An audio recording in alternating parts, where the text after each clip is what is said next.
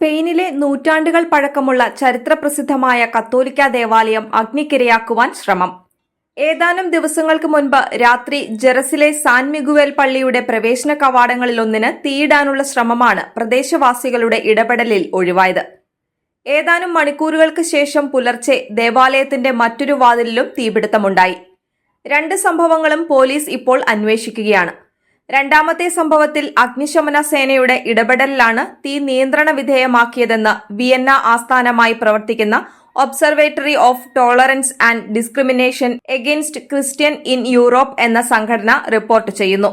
ദേവാലയം രണ്ടാമത് തീയിടാനുള്ള ശ്രമത്തിന് മുന്നോടിയായി തീ പടരുന്നത് സുഗമമാക്കുന്നതിന് വാതിലിന്റെ വിള്ളലുകളിൽ പേപ്പർ നിറച്ചിരുന്നുവെന്നും ഇത് പള്ളിക്കകത്ത് വലിയ പുക ഉയരാൻ കാരണമായെന്നും സംഘടന അറിയിച്ചു.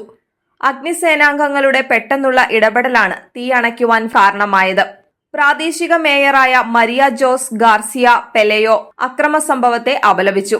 ഇത് മനഃപൂർവ്വം ഉണ്ടാക്കിയ അക്രമ സംഭവമാണെന്നും തീപിടുത്തമുണ്ടായത് വളരെ നിർഭാഗ്യകരമാണെന്നും അദ്ദേഹം പറഞ്ഞു.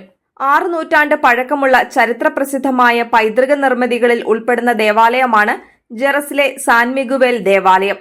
കഴിഞ്ഞ വർഷം 35 യൂറോപ്യൻ രാജ്യങ്ങളിൽ 12,444 ക്രൈസ്തവ ആക്രമണങ്ങൾ അരങ്ങേറിയതായാണ് കണക്ക്. സമീപ വർഷങ്ങളിൽ യൂറോപ്യൻ രാജ്യങ്ങളിൽ വിശ്വാസികൾക്കും ദേവാലയങ്ങൾക്കും നേരെ ആക്രമണം വൻതോതിൽ വർദ്ധിച്ചു വരികയാണ്.